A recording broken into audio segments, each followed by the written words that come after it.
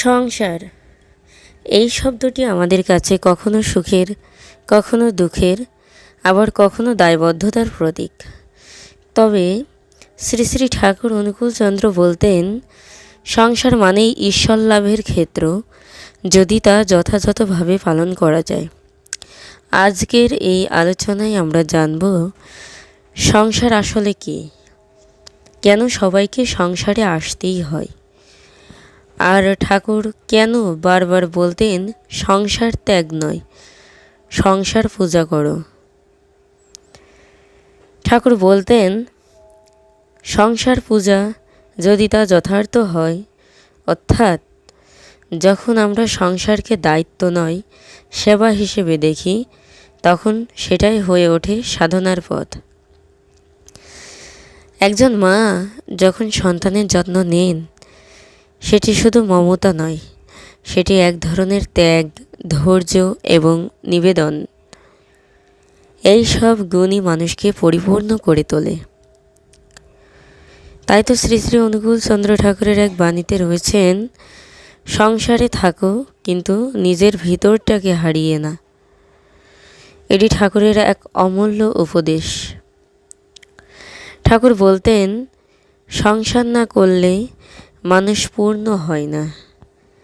আমরা জীবনে অনেক কিছু জানতে পারি, কিন্তু সংসার আমাদের শেখায় ধৈর্য, ভালোবাসা, কর্তব্য, ত্যাগ ও সহনশীলতা। একজন বৈরাগী হয়তো আত্মনির্ভর হতে পারে, কিন্তু গৃহস্থ জীবনে একজন হতে হয় পিতা, স্বামী, পুত্র, সকল রূপে সফল। ঠাকুর বলতেন, প্রেমই পূজা, সেবা হোক সাধনা, সংসারে প্রেম ও সেবায় ঈশ্বর চিন্তার পথ। আমরা এখান থেকে কিছু পথ নির্দেশ দেখতে পারি। প্রতিদিন সকালে ঠাকুরের নাম স্মরণ করে দিন শুরু করুন। পরিবারের প্রতিটি সদস্যকে দায়িত্ব সহকারে ভালোবাসুন। কাজের মাঝেও ঠাকুরের ভাব জাগ্রত রাখুন। তাই তো শ্রী শ্রী অনুকূলচন্দ্র ঠাকুর বাণীতে বলেছেন, সংসার করো কিন্তু সত্যকে আঁকড়ে ধরো। বৈরাগ্য মানেই কি ত্যাগ?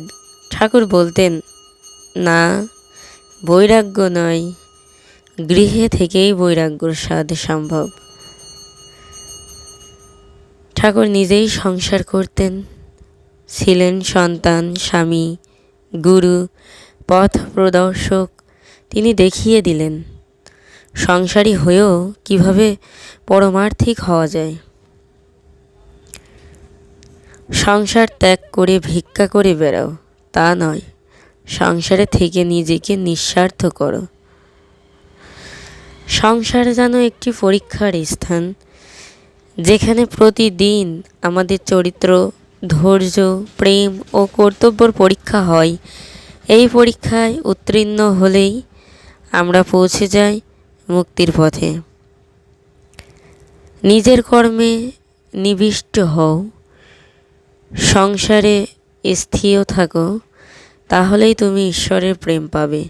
শ্রী শ্রী অনুকূলচন্দ্র ঠাকুর এই কথা বলতেন। তোমার সংসারই তোমার সাধনা ক্ষেত্র, এখানেই ঈশ্বর, এখানেই মুক্তি। এই ছিল ঠাকুর অনুকূলচন্দ্রের আলোকে সংসার বিষয়ে কিছু ভাবনা। আশা করি আপনি সংসারকে নতুন দৃষ্টিতে দেখবেন, দেখতে শিখলেন। আপনার সংসার জীবনে যদি ঠাকুরের বাণী প্রয়োগ করতে পারেন, তাহলে তা হবে একটি ধন্য সংসার। আপনি যদি ঠাকুরের জীবন, বাণী ও দর্শন নিয়ে আরও জানতে চান, তাহলে অবশ্যই সাবস্ক্রাইব করুন আমাদের চ্যানেল সৎসঙ্গ উইথ ঠাকুর। আর ভিডিওটি ভালো লাগলে অবশ্যই লাইক, কমেন্ট, শেয়ার করে আপনি যেমন দেখেছেন সংসার সম্পর্কে বিবেচনা করবেন, অন্যদেরকেও দেখার সুযোগ করে দিবেন। জয় গুরু। আজকের ভিডিওটি এই পর্যন্তই থাকছে। সামনে নিয়ে আসবো আরও নতুন একটি ভিডিও নিয়ে, ঠাকুরের আলোচনা নিয়ে। আপনারা সেই পর্যন্ত অপেক্ষা করুন। সুস্থতা কামনা করছি আপনাদের সকলের। জয় গুরু।